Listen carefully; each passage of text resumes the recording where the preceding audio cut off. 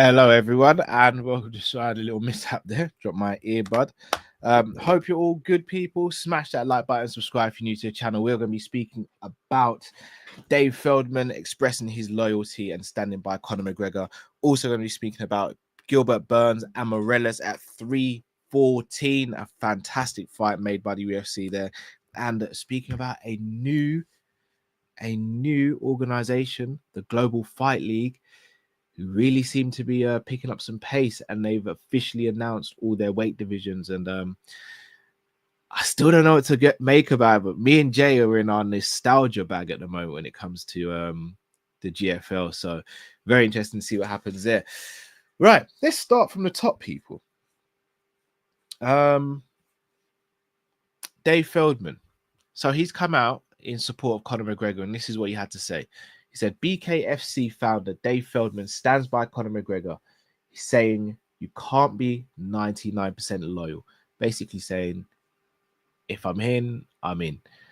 And look, this comes obviously in the wake of Conor McGregor's civil trial where he was found guilty of the R word and assault of a S nature.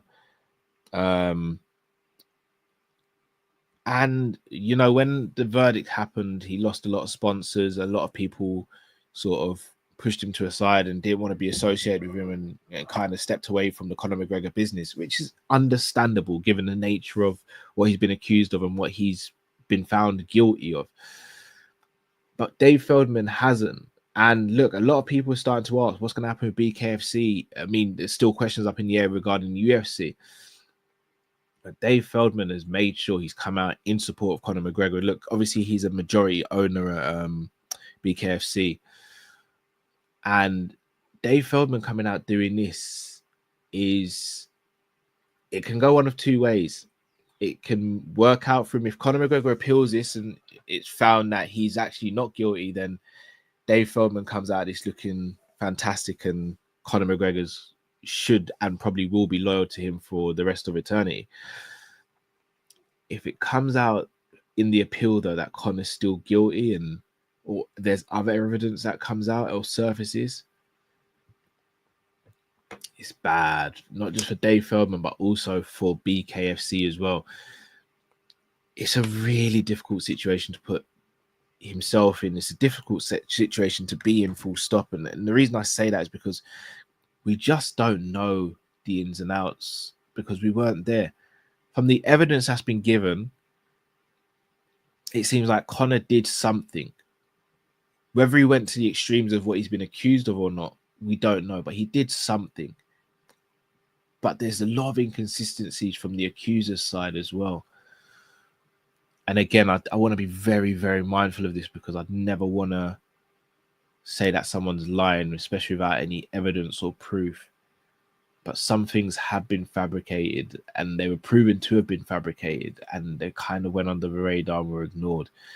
That being said, Conor shouldn't have been doing what he was doing in the first place. He's pretty much married with kids to a woman who you couldn't find a person probably more loyal, and what she sacrificed for him to be where he's at, he shouldn't even be thinking of doing something like that.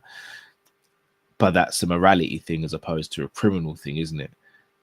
But either way, it's going to be very interesting to see what happens here on in from this situation. Because, as I said, if this backfires and goes bad, this could be really bad for BKFC, which is an organization I have a lot of admiration for. The way they built themselves up, how they are presented, and where they've come from to where they are now. They're becoming a real powerhouse in this combat scene, and I hope that continues. And Dave Felder, he seemed like a really solid guy.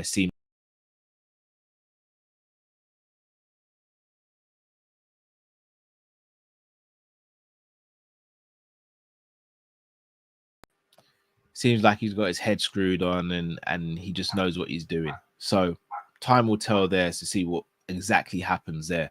Onto a mega fight for me, an exciting fight for me, in my opinion. And that is Gilbert Burns taking on Morales at 170 pounds. This is a massive fight and a massive opportunity. And do you know what? I don't think enough credit goes to Gilbert Burns.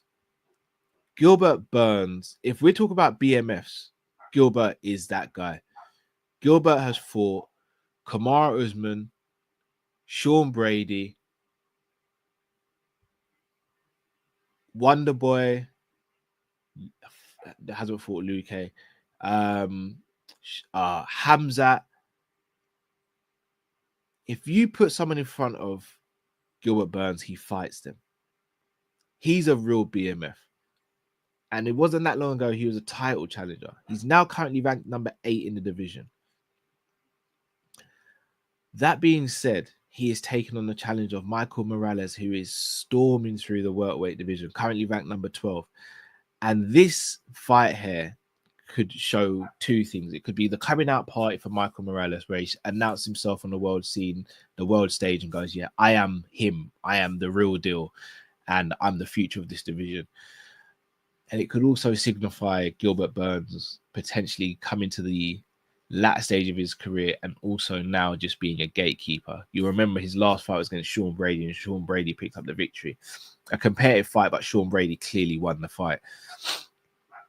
That welterweight division is very, very interesting because you're starting to see a fresh crop of fighters in there.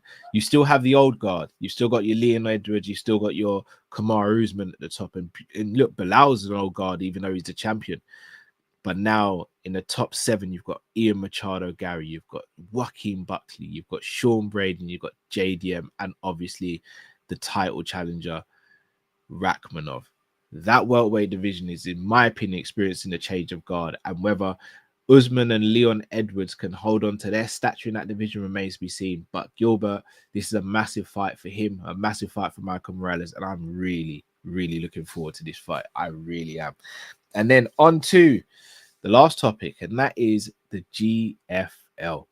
The Global Fight League was announced a few weeks back, and everyone, and I mean everyone, is talking about it. Me, Jay, and Luke spoke about this on Combat Catch Up on Wednesday. It was meant to be Tuesday, but it was on Wednesday.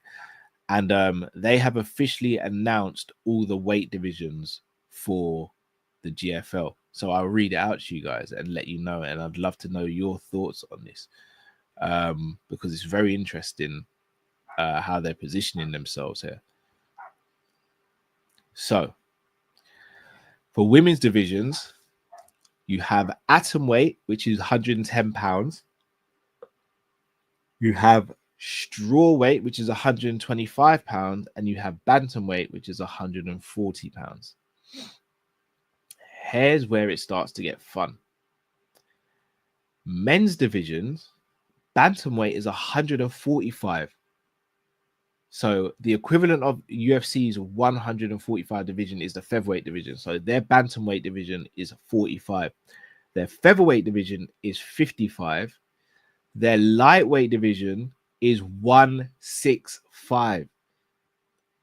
For the first time in a long time, or that I can ever remember, there is a 165-pound division for fighters. You have the welterweight division, which is 180 pounds. So again, still a 15-pound difference between the lightweight and the welterweight division in this case. Middleweight is going to be contested at 200 pounds. Light heavyweight is going to be contested at 225 and heavyweight at 265. 4 new different weight categories of what we're used to. 165, 180, 200, and 225. I'm very excited for this. This could be the way that they claw back some of the competition a little bit and go, look, we're different. Here's why we're different. Rather than just starting a new fight league. This is why we're different. I like the sounds of those divisions. I do. And it's completely different from what we're used to. And I think that's what makes it fun. Obviously, the other day I read through some of the fighters who will be fighting for the GFL, as they'll be called. Alan Belcher, Alexei Olnik, Fabricio Radum, Arlovsky, Frank Mir, Greg Hardy, Junior Dos Santos, Despaigne from who just recently finished with the UFC, Tanner Boza. You've also got Alexander Gustafsson, Grant Neal, O. Vincent Prue, Gegard Mousasi, Hector Lombard, Carl Dorcas, Luke Rockhold, Phil Hawes, Vanderlei Silva, Tyron Woodley, Benson Henderson. Like, there are some great names here. Obviously, they're not in the prime of their careers, but some of these names, man, they're Jeremy Stevens, John Medexi, Kevin Lee. Like, we are being treated to almost a nostalgia overload here. I'm here for it, man. I really am here for it. I think it's going to be really fun watching this. I obviously hope no one gets hurt in this. I hope everything is good. But I'm really looking forward to this, because we've all said that we want to see some sort of a league or something that allows the fighters of yesteryear to still continue fighting, but not be at the risk of getting made to be embarrassed or hurt too badly by some of these younger upcoming lions. This is the place, it seems. I'm very, very, very much looking forward to it. So, people, look, I'm going to wrap this one up here. May have another show over the weekend, so just keep an eye out for that. And got some stuff on the horizon as well, so keep an eye and a lookout for that as well. Please do smash the like button if you haven't already. Subscribe if you're new to the channel, on the road to 4,000 subs. So please like the video. And also, if you haven't already, check out Combat Catch Up with myself, Luke, and Jamie, and go and subscribe to their channels as well. People, it's been a pleasure as always. If I don't speak to you over the weekend, I hope you have a fantastic weekend. And until I see you again, before you go, subscribe to the Sanderson Show. Take care, everyone. See you soon.